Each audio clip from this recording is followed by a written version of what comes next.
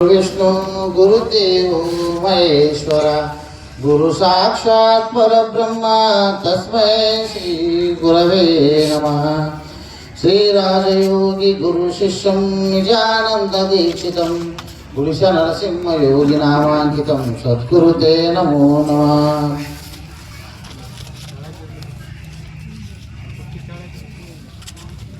ఈరోజు మనకి సుదీర్ఘంగా కావచ్చున్నది. ఎందుకంటే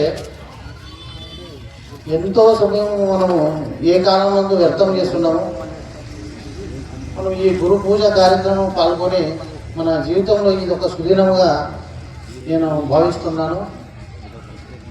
ఎందుకంటే లోకంలో ఎన్నో అందరికీ ఎన్నెన్నో పనులు ఎన్నెన్నో వాస్తవంగా ఎన్నో కోరికలు క్రమములు పనులు అన్నీ ఉంటాయి. కానీ గురుసేవ గురువుకి అంకితం కావడం అంటే వాళ్ళ పూర్వజన్మ సుకృతమే కావాల్సి వస్తుంది. ఈరోజు 26వ వార్షికోత్సవం రాజయోగిలో వారం జరిగినది. అట్లే శ్రీ నిజానంద గురు నరసింహయోగి 6వ గురు పూజ పాద పూజ జరిగినది. అట్లే ఈరోజు 41 దినము మన గురు భక్తాదులందరూ సుప్రభాత సేవ చేసి 4 గంటలకు లేచి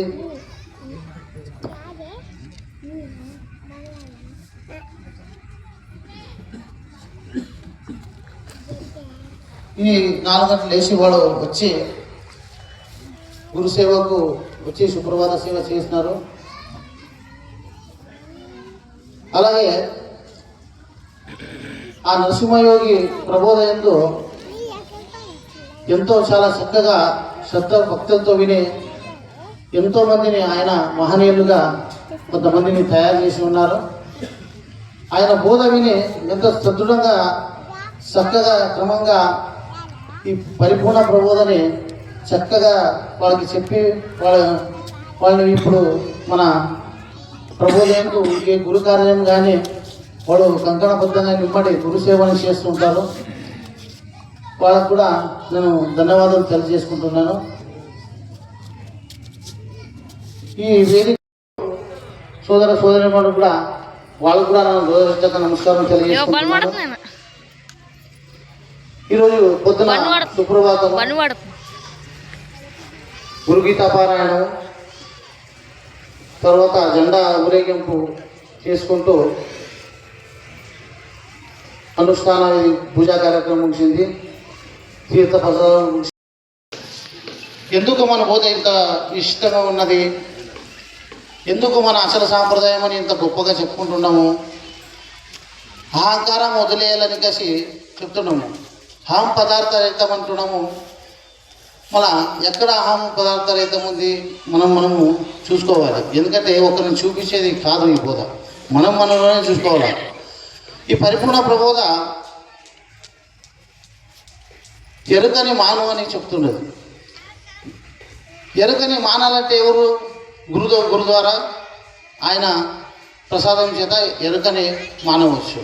పరిపూర్ణము ఎరుకను విడిచే విధానం అని 3 మన ప్రధానంగా తీసుకుంటున్నాము ప్రబోధలో. గురుడొక్కడు తప్ప దాత్రిని ఎవడు ఎరుకని విడిపించలేరు అని కూడా శృతులు శ్లోకములు చెబుతున్నవి. అలాగే ఇది కథ కాదు, వేదాంత సిద్ధాంత విచారణ జనమన వ్యక్తమనుటకై అగమ నిగమ ఉపనిషత్తు మదితార్థము తక్క వితర్కములు. కానీ ఈ వేదాంతులకి ఆధ్యాత్మికులకి ఇది రత్నములు, కానీ ఇది అవసరం లేని వాళ్ళకి ఇది రాళ్ళుగాను అనిపిస్తుంది. మోక్షము కావాలని ఎవరు కోరుకుంటున్నారో వీళ్ళకి అది రత్నములుగా కోరుతున్నది. ఇది అవసరం లేని వాళ్ళకి ఇవి రాళ్ళగానం పనికి వస్తుంది. ఎందుకంటే చంద్రుడు ఉదయించే కానీ సింధు చెలగరేగును కానీ బావిలు కుంటలు చెలరేగవు కదా. ఈ ఆధ్యాత్మిక ప్రబోధ అంటే ఇది ఏమిటి కాదు, రాజుల కథ కాదు, పుల్లిల కథ కాదు, సింహముల కథ కాదు, మృగముల కథ కాదు. ఇది తన్ను తెలుసుకునే కథ. నిన్ను నీవు తెలుసుకునే ఈ విషయాన నీ కోసమే ఈ గురు పరమాత్మ ఈ ఆధ్యాత్మిక చింతన కూడా అంతయు నిన్ను నీవు తెలుసుకోవడం అని చెప్తూ ఇప్పుడు సభాపారమిత్తము ఇది తొలి పలుకులు. ఫైనల్గా మన ప్రబోధ కార్యక్రమం ఉంటుంది. ఇప్పుడు ప్రతి ఒక్కరు వచ్చి ప్రబోధని తమ తమ పేర్లతో పిలుస్తున్నారు. వాళ్ళు వచ్చి ఒక 10 నిమిషాలు కేటాయిస్తున్నాము, అంతలో వచ్చి చెప్పి వాళ్ళు నిర్గమించాలని కోరుతున్నాను. అగ్రజులు చెప్పి ఉన్నారు, అట్లే అనండి. ఓం నిజానంద విద్మహే గుడిసి నరసింహరాజయోగి ధీమహి తన్నో నిజగురు ప్రదాయాత్ పరిపూర్ణ బోధ రక్తం ప్రచోదయాత్. ఓం పరమాత్మ పరంధామ సద్గురు నిజానందాయ మీనాక్షమాంబ సమేత నరసింహరాజయోగినే నమః. శ్రీరాజయోగి గురు శిష్యం నిజానంద దీక్షితం గుడిసి నరసింహరాజయోగి సహధర్మచారిణే మీనాక్షమాంబం గురుభుజతం గర్భ సంజాతం శుద్ధానంద దీక్షితం పూర్ణబోధోపదేశికం గుడిసి సుగ్రేష పాద పంకజం. ఇది నరసింహరాజు శిష్యులు మాత్రంకే వస్తుంది, అందరికీ కాదు. కానీ ఈ శ్లోకం ప్రతిసారి అనాలని మన పడిగే నరసింహన్న గారు కూడా ఈ శ్లోకం రాసి పెట్టినారు. అందరూ ఇది అనుకున్నారని కేసు కూడా వాళ్ళు ప్రతి పూజా కార్యక్రమంలో చెప్పాలని కూడా వాళ్ళు ప్రార్థన చేసి ఉన్నారు. ఎంఎస్ రెడ్డి మామగారు అనుభవ జ్ఞానాలు, వాళ్ళు కూడా పాత ఆశ్రమంలో ఉండి అందరితో చక్కగా స్నేహపూర్వకంగా ఉండి ఎన్నో భజన కార్యక్రమాలు, ఎన్నో ప్రబోధనలు చేసి అందరితోన సమాభావత్వంగా ఉండి ఆయన అందరితోనూ ప్రేమగాను ఉంటూ ప్రభువును అతను కూడా వెగగలిగినాడు. అతను కూడా చాలా ప్రత్యేకమంటారు. వారు ధన్యవాదాలు తెలియజేస్తున్నాను. అందరూ చక్కగా మా అందరు నిశ్శబ్దం ఉండండి. ఇప్పుడు సభాపతులు చెప్తారు. అందరూ పోలేని నేను కూడా ఎక్కువ టైం ఇచ్చుకోను, ఎందుకంటే అందరూ కూడా టైం ఇదైంది. నిశ్శబ్దము ప్రతి ఒక్కరూ చాలా అసలు ప్రబోధని చాలా చక్కగా విషయాన్ని చెప్పి ఉన్నాడు ఇక్కడ.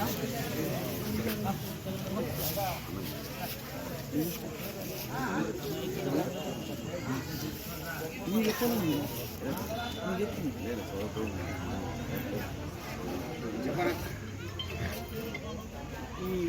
ఈ ప్రబోధ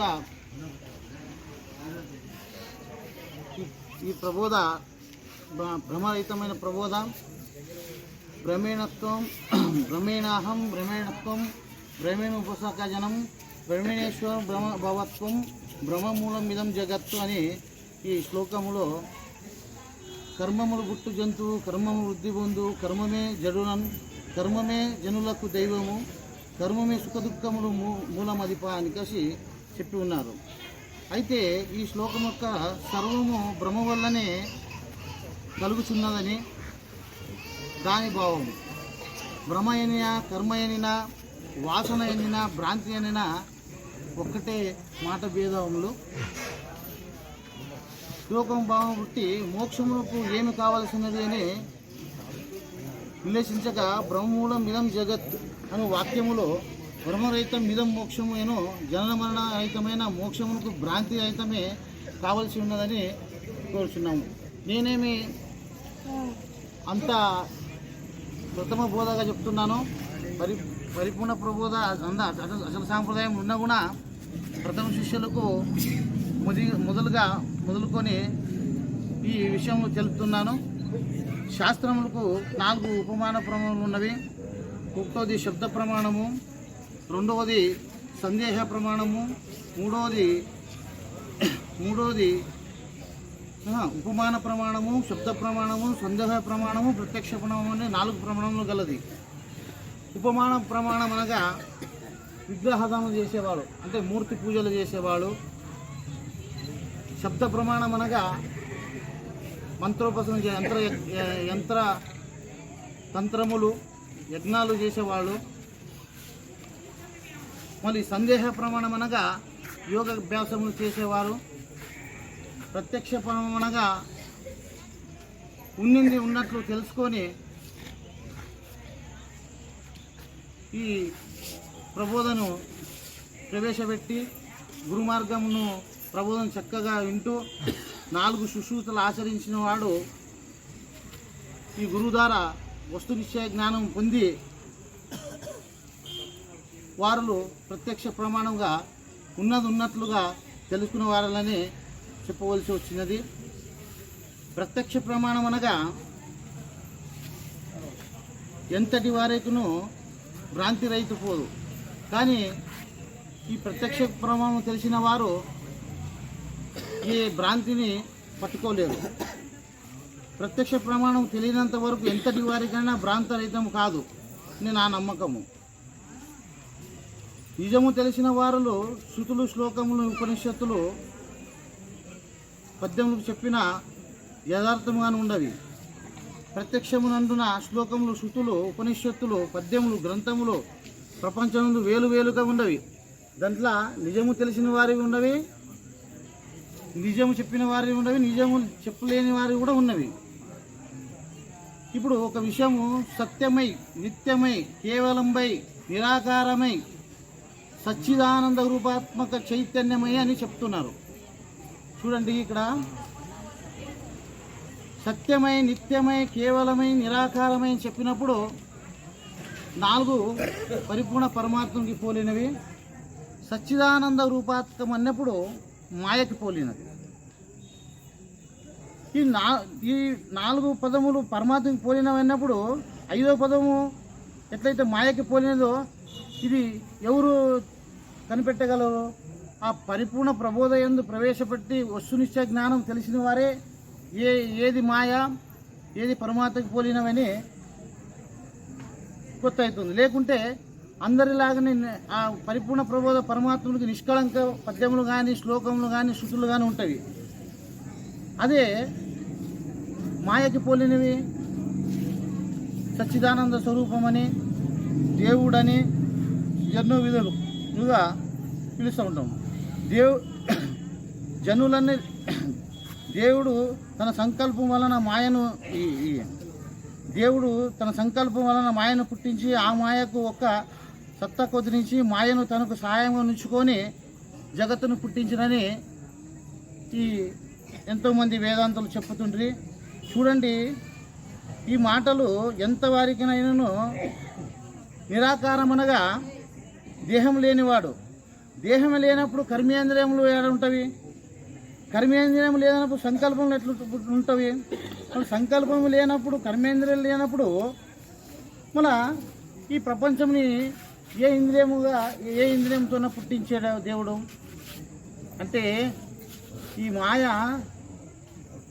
తనకు తానే పుట్టి తనకు తానే నశిస్తుంది, కానీ పరమాత్మ వల్ల పుట్టిందనేది శబ్దదోషమని పెద్దలు చెప్తున్నారు. మరియు ఈ ప్రబోధయందు ప్రవేశపెట్టి మనము ఏం తెలుసుకోవాలా? ఆ ఆత్మని అన్నరూపకంగా శుక్లశోణితనములై మళ్ళా స్త్రీ పురుషులై మానవ జన్మమెత్తి 84 జీవరాశులుగా ప్రవేశించి మళ్ళీ ఆ దాంట్లో ఉత్తమమైన జన్మ మానవ జన్మం అని చెప్పుతూ ఆ ఆత్మని అన్ని ప్రాణులు, పశువులు, పక్షాదులు అంత 84 జీవరాశులు ఉన్నా కూడా తన్ను తాను తెలుసుకోవడానికి ఈ మానవ జన్మం ఎత్తివలసి వచ్చినది. ఎందుకంటే ఏ ప్రాణి కానీ, ఏ పక్షి కానీ, ఏ జలచరము కానీ, ఏ కీటము కానీ తన్ను తాను తెలుసుకోలేదు. ఆ ఆత్మనే ఒక సంకల్పం చేసి మానవ జన్మ ఎత్తి ఈ జ్ఞానం ద్వారా తన్ను తాను తెలుసుకునే మానవ జన్మ వచ్చినది. ఎందుకంటే ఈ ప్రబోధ బయటి వారికి కాదు, ఈ ప్రబోధం ప్రవేశపెట్టిన వారికే ఇది సాధ్యం అవుతుందని చెప్తున్నాము. మన మోక్షం ఎవరికి? భ్రాంతిరహితం కావాల్సిన ఇచ్చ వచ్చిన వానికి ఈ మోక్షము కావాలని కోరుతున్నాడు. ఇప్పుడు ప్రపంచానికి పరమార్థానికి ఏం వ్యత్యాసం అంటే, ఆ భగవంతుడు ఎప్పుడు నన్ను వేయడమని చెప్పలేదు. ఎట్లా అంటే, ఒక మానవుడు విషము దాగి చావాలని అనుకున్నప్పుడు తాను విషమును ఆశ్రయించవలసి వచ్చింది. ఎందుకంటే మనం ప్రపంచం చూస్తున్నాము, ఎంతోమంది ఎన్నో రకాలుగా ప్రాణత్యాగం చేస్తున్నారు. అలాగే ఆధ్యాత్మిక పరభాయం నందు మనమంటే ఎవరు, దేవుడు అంటే ఎవరు, నేనంటే ఎవరు అని తెలుసుకున్నవాడు మోక్షముని కానీ కోరవలసి వస్తుంది. అప్పుడు ఆధ్యాత్మిక ప్రవేశపెట్టి ఆ మోక్షముని కోరవలసింది. లేకుంటే దాని అవసరం దీనికి లేదు, దీని అవసరము దానికి లేదు. ఇదే గనక పరస్త్రీ పట్టజేయవాడిని ఇచ్చగలవాడు జారుడు, పరధనములు ఇచ్చగలవాడు చోరుడు, పరరాజ్యము పట్టజేయగలవాడు శూరుడు, పరమాత్మను పట్టజేయగలవాడు ధీరుడు. చూడండి, ఇప్పుడు జారుడు అనేవాడు పరస్త్రీలో ఇచ్చేసి నన్ను ఎవరైనా చూసి కొట్టగలరేమో లేదా చంపగలరేమో అనే భీతి చూరనుకుంటుంది. అట్లాగే పరధనమును దొంగతనం చేసి శ్రీమంతులు నన్ను పట్టి శరసాలేసి బంధిస్తారేమో లేదా నన్ను చంపగలరేమో అని ఈ చోరునికి భయం ఉంటుంది. అలాగే శూరునికి పరరాజ్యము వాళ్ళు వచ్చి నా ధనమును నా రాజ్యమును దోచి నన్ను చంపగలరేమో అనే భీతి వానుకుంటుంది.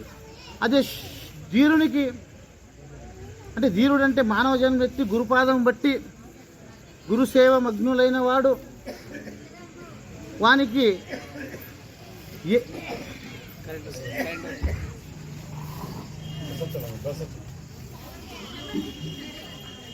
ధీరునికి ఏ భయము ఆశ్రయించదు. ఎందుకంటే ఆయన గురుబోధని ప్రవేశం పెట్టి గురు ద్వారా భ్రాంతిరహితము చేరి సర్వపరిత్యాగుడై వానికి ఈ ప్రపంచమందు భ్రాంతిరహితము గురునిష్ట ఆత్మజ్ఞానంగా తెలుసుకున్న వానికి ఏ భయము లేదు. వారు ధీరుడని చెప్పవలసి వస్తున్నది అని చెప్పుతూ నా సమయం కేటాయిస్తుంది. ఇందుకు నా 2 విషయాలు ముగిస్తున్నాను. మరి ఒకటి, ఇది ఎట్లనగా అప్పుడే చెప్తున్నాను నేను, ఈ అగ్ని మరి కర్పూరం వలె ఈ ప్రబోధ భ్రాంతి రహిత పరిపూర్ణ ప్రబోధ అంటే ఈ అగ్నిని మరి కర్పూరం అంటిస్తే ఏమి లేకపోతుందో అట్లాగే ఈ భ్రాంతి లేని బోధనని తెలుసుకోవాలి అని చెప్తూ, ఎందుకంటే సభలో అన్ని చెప్పవలసి అవసరం లేకుంటుంది. ప్రత్యేకంగా శిష్యులు వారి గురువు దగ్గర ఈ రహస్యాలను తెలుసుకొని జన్మ సార్థకం చేసి ఈ పరిపూర్ణ ప్రబోధని పొందాలని ఆశిస్తూ ఈ 2 వాక్యం ముగిస్తున్నాను. జై సద్గురు మహారాజుకు జై.